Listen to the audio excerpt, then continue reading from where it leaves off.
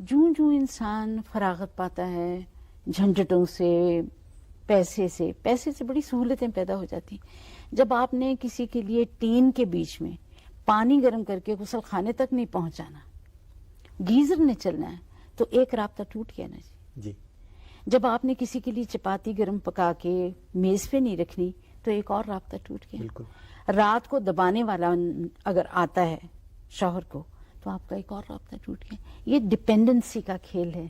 جتنے رابطے ہوتے ہیں ان کی اندر جو اصلی بیان ہے وہ یہی ہے کہ جتنے طور پر وہ آدمی آپ پر ایموشنلی، جسمانی طور پر، پیسے کے طور پر جتنی اس کی ڈپینڈنسی ہوگی اتنا ہی وہ جو رشتہ ہے مضبوط ہوگا.